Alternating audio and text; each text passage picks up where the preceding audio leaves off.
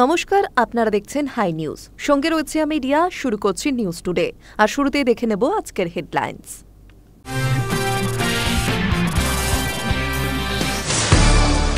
দরকারি খসড়া ভোটার তালিকা প্রকাশের সময়সীমা বাড়ানোর নির্দেশ দিতে পারে সুপ্রিম কোর্ট। এসআইআর নিয়ে নির্বাচন কমিশনকে মৌখিকভাবে জানিয়ে দিল শীর্ষ আদালত।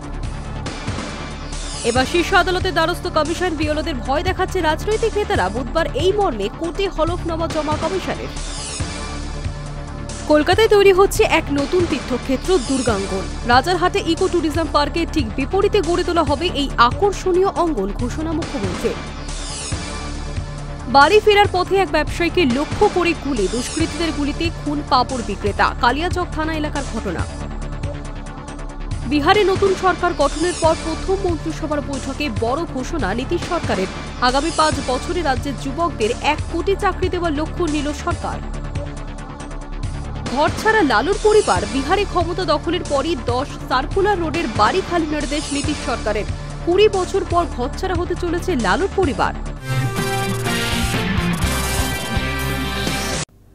স্কুল সার্ভিস কমিশনের সমস্ত মামলা কলকাতা হাইকোর্টে ফেরত পাঠিয়ে দিল সুপ্রিম কোর্ট। সেই সঙ্গে শীর্ষ আদালত জানিয়ে দিয়েছে, একজন দাগি চাকরি প্রার্থীকেও চাকরি দিতে পারবে না এসএসসি, তা তিনি প্রতিবন্ধী হন বা না হন। স্কুল সার্ভিস কমিশনের সমস্ত মামলা কলকাতা হাইকোর্টে ফেরত পাঠিয়ে দিল সুপ্রিম কোর্ট। এই সংক্রান্ত সিদ্ধান্ত আপাতত হাইকোর্টই নেবে। সেই সঙ্গে শীর্ষ আদালত জানিয়ে দিয়েছে, একজন দাগি চাকরি প্রার্থীকেও চাকরি দিতে পারবে না এসএসসি, তা তিনি প্রতিবন্ধী হন বা অন্য কিছু। অভিযোগ, নতুন নিয়োগ প্রক্রিয়ায় দাগি প্রতিবন্ধী চাকরি প্রার্থীদেরও সুযোগ দিয়েছিল এসএসসি, তা বাতিল করে দেয় কলকাতা হাইকোর্ট। সেই সংক্রান্ত মামলা সুপ্রিম কোর্টে গেলে কমিশন জানিয়েছিল, আদালতের রায় পড়ে তাদের মনে হয়েছে দাগি প্রতিবন্ধী চাকরি প্রার্থীদের নতুন নিয়োগ প্রক্রিয়ায় যোগ দেওয়ার সুযোগ দেওয়া যেতে পারে। নতুন করে তারা চাকরিও পেতে পারেন। কিন্তু সুপ্রিম কোর্টের বিচারপতি সঞ্জয় কুমারের বেঞ্চ বুধবার স্পষ্ট জানিয়েছেন, তা সম্ভব নয়। কোনো দাগি চাকরি প্রার্থীকে চাকরি দেওয়া যাবে না। আদালত আরও জানিয়েছে, এসএসসির অন্য সমস্ত বিষয়ে সুপ্রিম কোর্টে যত মামলা বিচারাধীন রয়েছে তা হাইকোর্ট শুনবে। সুপ্রিম কোর্ট আপাতত এই সংক্রান্ত আর কোনো মামলা শুনবে না। যদি হাইকোর্টের সিদ্ধান্তে কোনো সমস্যা তৈরি হয়, আবার তা নিয়ে শীর্ষ আদালতে আবেদন জানানো যাবে। 2016 সালে সমগ্র প্যানেল দুর্নীতির অভিযোগে বাতিল করে দিয়েছে সুপ্রিম কোর্ট। তার ফলে এক ধাক্কায় চাকরি হারিয়েছেন 26,000 শিক্ষক এবং শিক্ষাকর্মী। নতুন করে পরীক্ষা নিয়ে নিয়োগ করতে বলেছিল সুপ্রিম কোর্ট, কিন্তু বলা হয়েছিল, যারা দাগি হিসেবে চিহ্নিত তারা কোনোভাবেই নতুন নিয়োগ প্রক্রিয়ায় যোগ দিতে পারবেন না। তাদের ফেরত দিতে হবে বেতনও। সেই অনুযায়ী নিয়োগ প্রক্রিয়া শুরুও করে দিয়েছে কমিশন। পরীক্ষার পর যে মেধা তালিকা প্রকাশিত হয়েছে তা নিয়ে ফের জটিলতা তৈরি হয়েছে। তবে সব মামলা আপাতত হাইকোর্টে ফিরিয়ে দিল সুপ্রিম কোর্ট। স্পষ্ট করে দেওয়া হলো, দাগিদের নিয়ে নির্দেশে কোনো ব্যতিক্রম নেই, প্রতিবন্ধী হলেও না। Hi news Network.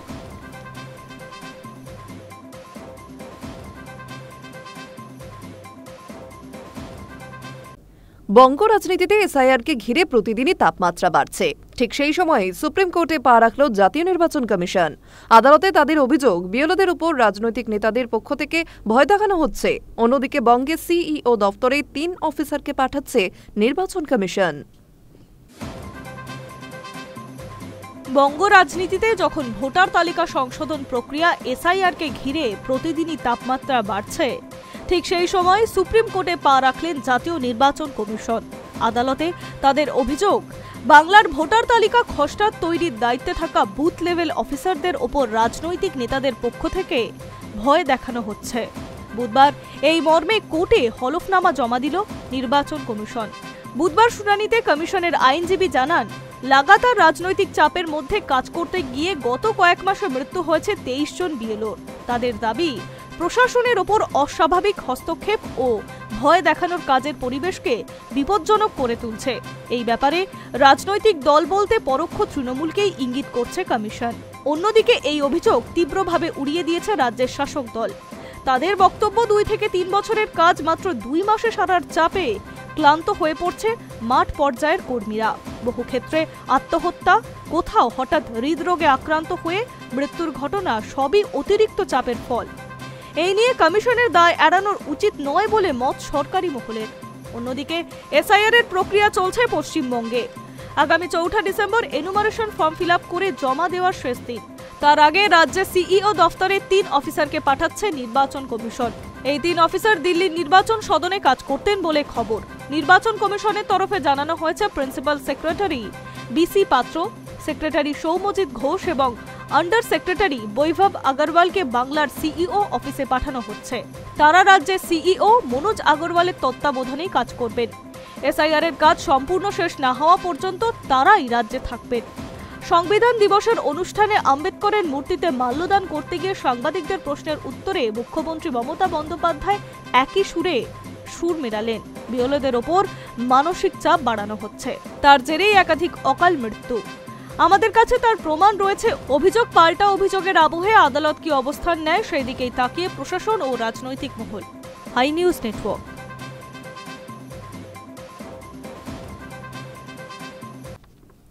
দরকারি খসড়া ভোটার তালিকা প্রকাশের সময়সীমা বাড়ানোর নির্দেশ দিতে পারে সুপ্রিম কোর্ট। বাংলা সহ একাধিক রাজ্যে এসআইআর নিয়ে নির্বাচন কমিশনকে মৌখিকভাবে জানিয়ে দিল শীর্ষ আদালত।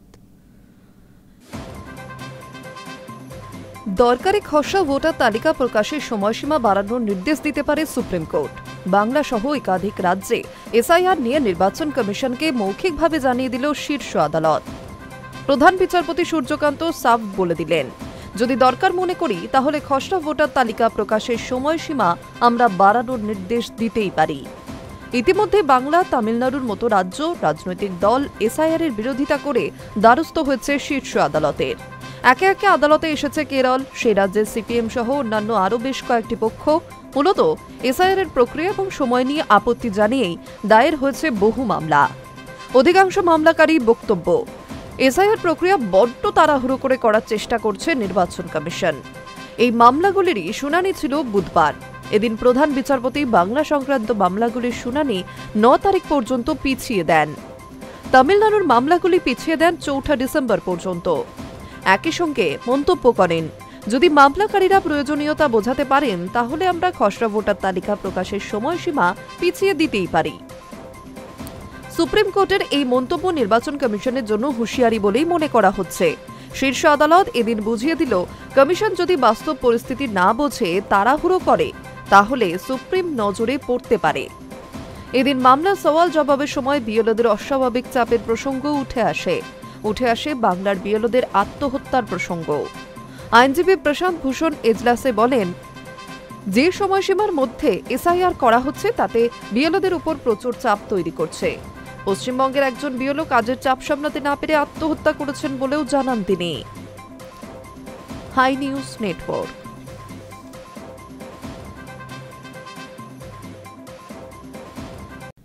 এসআইআর ইস্যুতে বিএলওদের পাশে দাঁড়িয়ে ফের একবার বিজেপি এবং নির্বাচন কমিশনকে তোপ মুখ্যমন্ত্রী মমতা বন্দ্যোপাধ্যায়ের। তার কথায়, বিএলওদের দাবি ন্যায্য এবং সংযত। এরপরেও কেন কলকাতায় নির্বাচন কমিশনের দফতরে বিএলওদের 48 ঘণ্টা বসে থাকতে হলো তা নিয়ে সুর চড়ান প্রশাসনিক প্রধান। এসআইআর ইস্যুতে বিএলওদের পাশে দাঁড়িয়ে ফের একবার বিজেপি এবং নির্বাচন কমিশনকে তোপ দাগলেন মুখ্যমন্ত্রী মমতা বন্দ্যোপাধ্যায়। তার কথায়, বিএলওদের দাবি ন্যায্য এবং সংযত। এরপরেও কেন কলকাতায় নির্বাচন কমিশনের দপ্তরে বিএলওদের 48 ঘণ্টা বসে থাকতে হলো তা নিয়ে সুর চড়ান প্রশাসনিক প্রধান। পাশাপাশি যেভাবে বাংলা সহ দেশের একাধিক রাজ্যে বিএলওরা আত্মহননের পথ বেছে নিয়েছেন তা নিয়েও উদ্বেগ প্রকাশ করেছেন মুখ্যমন্ত্রী। নির্বাচন কমিশনকে অমানবিক বলে তোপ দাগলেন তিনি। সংবিধান দিবস উপলক্ষে বুধবার রেড রোডে ডক্টর আম্বেদকরের মূর্তিতে মাল্যদান করেন মুখ্যমন্ত্রী মমতা বন্দ্যোপাধ্যায়। সেখান থেকে একেবারে সংবিধান হাতে নিয়ে একাধিক ইস্যুতে একযোগে কমিশন এবং বিজেপিকে তোপ দাগলেন। মুখ্যমন্ত্রী বলেন, গুজরাট, মধ্যপ্রদেশ, বাংলা সহ একাধিক রাজ্যে একের পর এক বিএলওর মৃত্যু হয়েছে। বিএলওদের দাবিকে আমি ন্যায্য এবং সংযত বলে মনে করছি। এই প্রসঙ্গে কথা বলতে গিয়ে কলকাতায় নির্বাচন কমিশনের সামনে বিএলওদের ধর্নার প্রসঙ্গও তোলেন। মুখ্যমন্ত্রী বলেন, দাবি জানতে বিএলওদের 48 ঘণ্টা বসে থাকতে হলো, এতটা অমানবিক? শুধু তাই নয়, মঙ্গলবার ঠাকুরনগর থেকে ফেরার পথে বিক্ষোভ দেখে থমকে যায় মুখ্যমন্ত্রীর কনভয়। বিক্ষোভকারীদের সঙ্গে কথা বলে পাশে থাকার আশ্বাস দেন মমতা বন্দ্যোপাধ্যায়। সেই ঘটনার কথাও তুলে ধরেন তিনি। বলেন, আমি মঙ্গলবার গাড়িতে আসার সময় কিছু লোক কথা বলতে চাইছিলেন, আমি তা শুনলাম, সঙ্গে সঙ্গে যা যা প্রয়োজন সব করেও দিলাম। কিন্তু বিএলওদের কথা শুনতে 48 ঘন্টা সময় লেগে গেল। তারা তাদের সমস্যার কথা জানাবেন না? প্রশ্ন প্রশাসনিক প্রধানের। শুধু তাই নয়, দ্রুত এসআইআর প্রক্রিয়া নিয়ে বুধবার ফের প্রশ্ন তোলেন মুখ্যমন্ত্রী। তিনি জানান, 3 বছর সময় নিয়ে নাও, আমাদের কোনো আপত্তি নেই, কিন্তু 3 বছরের কাজটা 2 মাসে করা হচ্ছে। অন্যদিকে কেন্দ্রের বিজেপি সরকারকে এক হাতে নিয়ে মুখ্যমন্ত্রীর অভিযোগ, দেশে নিরাপত্তা নেই, এক পক্ষ চলছে, বাংলা ভারতের অংশ, তা কেন্দ্র ভুলে গিয়েছে বলে তোপ দাগেন তিনি। শুধু তাই নয়, বর্তমান এসআইআর এর পরিস্থিতির কথাও তুলে ধরেন মুখ্যমন্ত্রী। মন্তব্য করেন, স্বাধীনতার এত বছর পর নাগরিকত্বের প্রমাণ দিতে হচ্ছে, এতে আমি স্তম্ভিত, দুঃখিত, মর্মাহত এবং শোকাহত। দেশে গণতন্ত্র এবং ধর্মনিরপেক্ষতা বিপন্ন বলে দাবি করেন মুখ্যমন্ত্রী। Hi news network.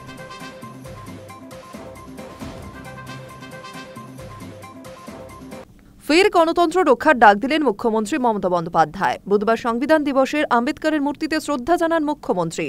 পাশাপাশি কেন্দ্রের বিজেপি সরকারকেও খোঁচা দিয়ে বলেছেন, এই সংকটময় পরিস্থিতিতে দেশের সংবিধানই রাস্তা দেখাতে পারে। ফের গণতন্ত্র রক্ষার ডাক দিলেন মুখ্যমন্ত্রী মমতা বন্দ্যোপাধ্যায়। বুধবার সংবিধান দিবসে বাবা সাহেব আম্বেদকরের মূর্তিতে শ্রদ্ধা জানান মমতা। তারপরেই তিনি বলেন, যুক্তরাষ্ট্রীয় কাঠামোকে ধ্বংস করা হচ্ছে। সংবিধান দিবসের দিনে আরও একবার এই বিষয়ে উদ্বেগ প্রকাশ করেছেন বাংলার মুখ্যমন্ত্রী মমতা বন্দ্যোপাধ্যায়। পাশাপাশি কেন্দ্রের বিজেপি সরকারকেও খোঁচা দিয়েছেন তিনি। এমনই মনে করছে ওয়াকিবহাল মহল। এই সংকটময় পরিস্থিতিতে দেশের সংবিধানের রাস্তা দেখাতে পারে, সেই কথাও জানিয়েছেন তিনি। সংবিধান দিবসে রচয়িতা বি.আর. আম্বেদকরের প্রতিও শ্রদ্ধা জানিয়েছেন মুখ্যমন্ত্রী। এদিন এক্স হ্যান্ডেলে বার্তা দিয়েছেন তিনি। ভারতের সংবিধান 1949 সালের 26শে নভেম্বর গৃহীত হয়েছিল। 1950 সালের 26শে জানুয়ারি থেকে এটি কার্যকর হয়। এই দিনটি সংবিধান দিবস বা জাতীয় আইন দিবস হিসেবে পালিত হয়। বি.আর. আম্বেদকর সংবিধান রচনা করেছিলেন। ভারতবর্ষ বহু ভাষা, জাতি, ধর্মের দেশ। এই এদেশের নাগরিকদের সকলের সমান অধিকার। ভারতবর্ষ ধর্মনিরপেক্ষ রাষ্ট্র।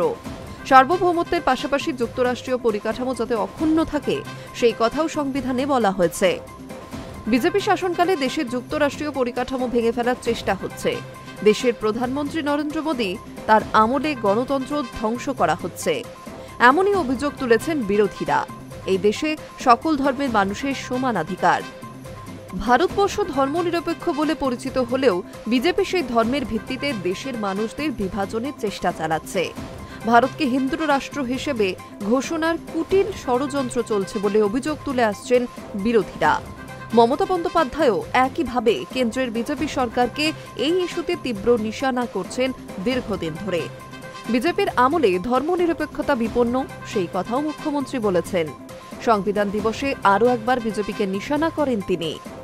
মুখ্যমন্ত্রী জানিয়েছেন, এই মুহূর্তে গণতন্ত্র বিপন্ন, ধর্মনিরপেক্ষতা বিপন্ন, যুক্তরাষ্ট্রীয় কাঠামোয় বুলডোজার চলছে। তিনি আরও জানিয়েছেন, যখন ফেডারালিজমকে ধ্বংস করা হচ্ছে, সেই সংকটময় সময়ে আমাদের সংবিধান যে মূল্যবান নির্দেশনা প্রদান করে তা রক্ষা করতে হবে। এদিন সংবিধান দিবসে রেড রোডে যান মুখ্যমন্ত্রী। আম্বেদকরের মূর্তিতে শ্রদ্ধা নিবেদনের পরও কেন্দ্রকে নিশানা করলেন তিনি। যে কোনো মূল্যে সংবিধানকে রক্ষা করতে হবে। দেশের মানুষের গণতান্ত্রিক অধিকার হরণ হচ্ছে, ভোটাধিকার হরণ করা হচ্ছে।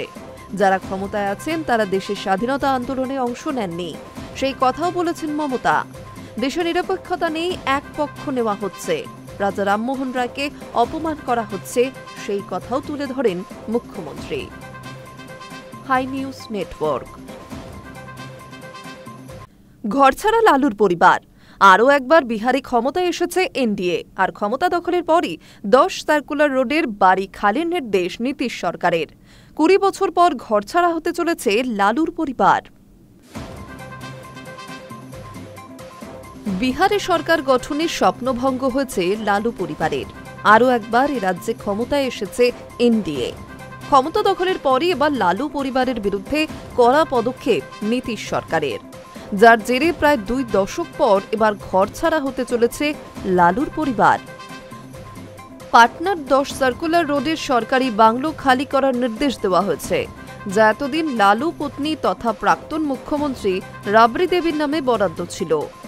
আরজেডির রাজনৈতিক তৎপরতার মূল কেন্দ্র ছিল এই 10 সার্কুলার রোডের সরকারি বাংলো। রাবড়ি দেবীর নামে বরাদ্দ এই বাড়ি এবার খালি করে দেওয়ার নির্দেশ দেওয়া হয়েছে বিহারের বিল্ডিং কনস্ট্রাকশন ডিপার্টমেন্টের তরফে। নির্দেশে বলা হয়েছে এনডিএ সরকারের নতুন মন্ত্রীদের জন্য আবাসন বরাদ্দ করতে হয়েছে। সেই কাজের জন্যই 10 সার্কুলার রোডের ওই বাড়ি খালি করতে বলা হচ্ছে লালু পরিবারকে। সরকারি নির্দেশ অনুযায়ী লালু পরিবারের নয়া ঠিকানা হতে চলেছে হার্ডিং রোডে 39 নম্বর সেন্ট্রাল পুল হাউস। শুধু তাই নয়, লালুর বড় ছেলে তেজ প্রতাপকেও তার সরকারি বাড়ি ছেড়ে দেওয়ার নির্দেশ দেওয়া হয়েছে। তিনি বর্তমানে থাকেন 26 স্ট্র্যান্ড রোডের বাংলোতে। এই বাড়ি এনডিএ সরকারের তরফে দেওয়া হবে মন্ত্রী লক্ষেন্দ্র কুমার রোশনকে। এদিকে লালু পরিবারকে ঘরছাড়া করার ঘটনায় বিজেপির তরফে জানানো হয়েছে নিয়ম মেনেই রাবড়ি দেবীকে তার বাংলো খালি করতে হচ্ছে। বিজেপি নেতা নীরজ কুমার লালু পরিবারকে কটাক্ষ করে বলেন, ওই পরিবারের রেকর্ড ভালো নয়, তাই বাড়ি খালি করার সময় কোনো সম্পত্তি নিয়ে যাওয়া হচ্ছে কিনা সেদিকে কড়া নজর রাখবে সরকার। ঘরছাড়ার এই নোটিশ সামনে আসার পর নীতিশ সরকারের বিরুদ্ধে সরব হয়েছে লালু কন্যা রোহিণী আচার্য। এক্স হ্যান্ডেলে তিনি লেখেন, লক্ষ লক্ষ মানুষের মসিহা লালু প্রসাদ যাদবকে অপমান করাই সুশাসন বাবুর উন্নয়নের মডেল। কিন্তু সরকারি ভবন থেকে তাকে সরিয়ে দিলেও লক্ষ মানুষের হৃদয়ে জায়গা করে নিয়েছেন লালু। বিহারের মানুষের হৃদয় থেকে তাকে কিভাবে সরাবেন? পাশাপাশি সরকারের কাছে তার আর্জি, লালুর স্বাস্থ্য ও রাজনৈতিক মর্যাদাকে সম্মান জানাক সরকার। Hi news network. বিহারে নতুন সরকার গঠনের পর প্রথম মন্ত্রিসভার বৈঠকে বড় ঘোষণা নীতিশ সরকারের। বৈঠক শেষে রাজ্যের মুখ্য সচিব প্রত্যয় অমৃত জানালেন, আগামী 5 বছরে রাজ্যের যুবকদের 1 কোটি চাকরি দেওয়ার লক্ষ্য নিয়েছে সরকার। বিহারে নতুন সরকার গঠনের পর প্রথম মন্ত্রিসভার বৈঠকে বড় ঘোষণা নীতিশ সরকারের। মঙ্গলবার বৈঠক শেষে রাজ্যের মুখ্য সচিব প্রত্যয় অমৃত জানালেন, আগামী 5 বছরে রাজ্যের যুবকদের 1 কোটি চাকরি দেওয়ার লক্ষ্য নিয়েছে সরকার। পাশাপাশি বিহারকে পূর্ব ভারতের টেক হাব বানানোর জন্য একাধিক উন্নয়নমূলক প্রকল্পের সবুজ সংকেত মিলেছে। মন্ত্রিসভার বৈঠকে মূল আলোচ্য ছিল ব্যাপক কর্মসংস্থান এবং শিল্পোন্নয়ন। মুখ্য সচিব জানান, বিহারে তৈরি হবে defence corridor, semiconductor manufacturing park, global capacity centre, mega take city এবং ফিটনেস সিটি। নতুন অর্থনীতি বা নিউ এজ ইকোনমি মডেলের আয়তায় আগামী 5 বছরে বিহারকে একটি ব্যাক অ্যান্ড হাব এবং বিশ্বমানের কর্মক্ষেত্র বা গ্লোবাল ওয়ার্ক প্লেস হিসেবে গড়ে তোলার পরিকল্পনা করেছে রাজ্য। এই সমস্ত প্রকল্প বাস্তবায়নের জন্য ইতিমধ্যেই একাধিক বিশেষ কমিটি গঠন করা হয়েছে।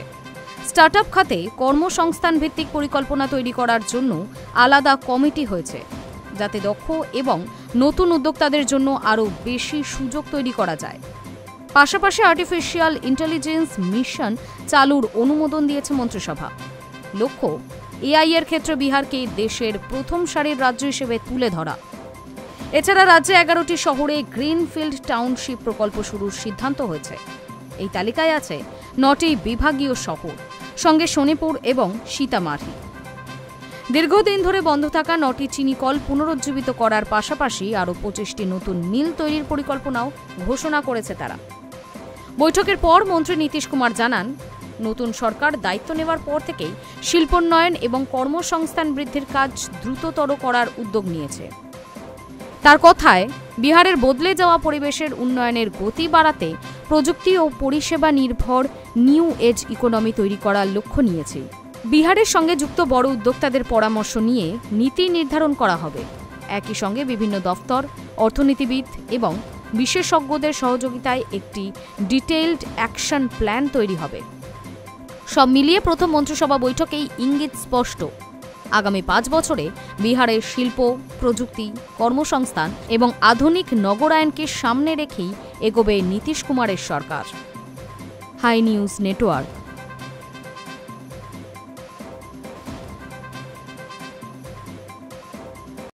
সাইবার অপরাধে লাগাম টানতে অভূতপূর্ব কড়াকড়ি। সোমবার জারি হওয়া নির্দেশিকা ডিপার্টমেন্ট অফ টেলিকম স্পষ্ট জানিয়ে দিল, এখন থেকে সিম কার্ড ব্যবহার করে কোনো ধরনের অপরাধমূলক কাজ হলে দায় নিতে হবে যার নামে সিম নথিভুক্ত সেই ব্যক্তিকেই। সাইবার অপরাধে লাগাম টানতে অভূতপূর্ব কড়াকড়ি। সোমবার জারি হওয়া নির্দেশিকায় স্পষ্ট জানিয়ে দিল ডিপার্টমেন্ট অফ টেলিকম, এখন থেকে সিম কার্ড ব্যবহার করে কোনো ধরনের অপরাধমূলক কাজ হলে দায় নিতে হবে সেই ব্যক্তিকেই যার নামে সিম নথিভুক্ত।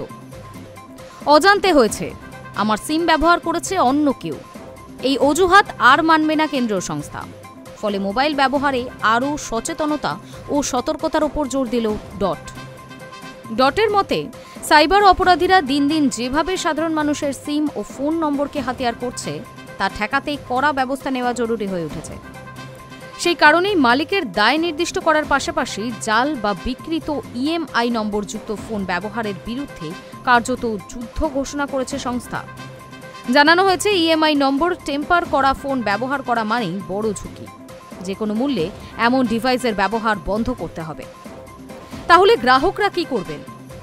ডটের বার্তা পরিষ্কার, নিজেকে সুরক্ষিত রাখতে কয়েকটা সাধারণ নিয়ম পালন করলেই অনেক বড় বিপদ এড়ানো সম্ভব। বিবৃতিতে তুলে দেওয়া হয়েছে একাধিক সতর্কতা। নতুন ফোন কেনার আগে সঞ্চার সাথী অ্যাপ দিয়ে ইএমআই নম্বর যাচাই করুন। ফোনটি জাল বা বিকৃত ইএমআই যুক্ত কিনা তা আগে নিশ্চিত হতেই হবে। সন্দেহজনক মনে হলে সেই ডিভাইস ব্যবহার না করাই নিরাপদ। ফটোকপি জমা দিয়ে বা অজানা এজেন্টের মাধ্যমে সিম কেনা এখন মারাত্মক ঝুঁকির। সিমের অপব্যবহার হলে আইনের চোখে দায় পড়বে মালিকের ওপরে। ডট জানাচ্ছে, অন্যের নামে থাকা সিম ব্যবহার করা বা নিজের সিম অন্যকে দেওয়া দুই ঝুঁকিপূর্ণ। কোনো অপরাধ ঘটলে আসল মালিকই দায়ী ধরা হবে। বাড়ির ওয়াইফাই মডেমে ব্যবহৃত সিম দিয়েও অপরাধ সংগঠিত হতে পারে, তাই সেক্ষেত্রেও সজাগ থাকা জরুরি। কিছু অ্যাপ ফোন নম্বর আড়াল করতে বা বদলে দিতে পারে। ডটের আশঙ্কা, এগুলো ব্যবহার করলে অনাকাঙ্ক্ষিত জটিলতা তৈরি হতে পারে। আইন কি বলছে? ডটের বিবৃতিতে উল্লেখ করা হয়েছে 2023 সালের টেলিকমিউনিকেশনস অ্যাক্ট, যেখানে স্পষ্ট বলা হয়েছে ইএমআই নম্বর বদলালে সর্বোচ্চ 3 বছর পর্যন্ত কারাদণ্ড হতে পারে, সঙ্গে জরিমানা 50,000 টাকা। শুধু তাই নয়, 2024 সালের টেলিকম সাইবার সিকিউরিটি রুলস অনুযায়ী ইএমআই বিকৃত করা যায় এমন ডিভাইস তৈরি করাও বেআইনি। ফলে স্পষ্ট, কেন্দ্র এবার সাইবার অপরাধ রুখতে কঠিন পথে হাঁটছে। সাধারণ ব্যবহারকারীদের জন্য বার্তা, ফোন ও সিম ব্যবহারে সামান্য অসতর্কতাই ডেকে আনতে পারে বড় বিপদ। এখন থেকে মোবাইল শুধু যোগাযোগের যন্ত্র নয়, আইনি দায়েরও একটি বড় অংশ। High news network. সিকিম যাবার কথা ভাবছেন? তার আগে জেনে নিন, সিকিম ভ্রমণে এবার চালু হচ্ছে নয়া বিধি। লাগবে কিউআর নির্ভর পারমিট। পর্যটকেরা অনলাইনে আবেদনও করতে পারবেন। সিকিমের বেশ কিছু জায়গায় ভ্রমণের জন্য এবার থেকে অনুমতির ব্যবস্থাকে আরও আধুনিক করে তোলা হচ্ছে। রাজ্যের উচ্চতম পর্যটন কেন্দ্র ও সীমান্ত লাগোয়া এলাকাগুলিতে ভ্রমণে কাগজপত্রের জায়গায় ডিজিটাল ব্যবস্থা আনার প্রস্তুতি শুরু হয়েছে। পর্যটন দপ্তরের অতিরিক্ত মুখ্য সচিব জানিয়েছেন, নতুন ব্যবস্থা কাগজপত্রের চালানের জায়গা নেবে। ক্ষুদ্র এই পাহাড়ি রাজ্যকে দুটি ভাগে ভাগ করা হবে। একটি হবে রেস্ট্রিক্টেড এলাকা পারমিট, অন্যটি হবে প্রোটেক্টেড এরিয়া পারমিট। যেমন লাথুলা, ছাঙ্গুলেক, লাচেন, লাংচু এবং জুলুকে যাওয়ার পারমিট এবার কিউআর কোডের মারফত হবে। তিনি জানিয়েছেন, পর্যটকেরা অনলাইনে আবেদন করতে পারবেন। তাদের একটি কিউআর ভিত্তিক পারমিট দেওয়া হবে। এর ফলে যেখানে যেখানে চেকপোস্ট রয়েছে সেখানে পারমিট চেকিং অনেক সুবিধাজনক ও দ্রুত হয়ে যাবে। এই প্ল্যাটফর্মটি সমস্ত পর্যটন বিভাগ, পুলিশ, পরিবহন এবং সেনার কাছে থাকবে এবং একই সময় সকল বিভাগই চেক করতে পারবে। বর্তমানে এই ব্যবস্থার পরীক্ষামূলক মহড়া চলছে। পরে পুরোপুরি এই ব্যবস্থা নির্ভর হয়ে যাবে ডিজিটাল পারমিট ব্যবস্থা। এই ব্যবস্থার মূল উদ্দেশ্যই হল পর্যটকদের অযথা হয়রানি দূর করা, দালাল চক্র রোধ এবং খুব তাড়াতাড়ি চেক পয়েন্ট পেরিয়ে চলে যেতে পারবেন দূর দূরান্ত থেকে আসা ভ্রমণার্থীরা। একই সঙ্গে সীমান্ত এলাকায় নিরাপত্তাও সুরক্ষিত থাকবে। একবার অনুমোদন পেয়ে গেলে তা সবকটি এন্ট্রি পয়েন্টে কার্যকর হবে। বারংবার আলাদা করে পারমিটের দরকার হবে না। Hi news network.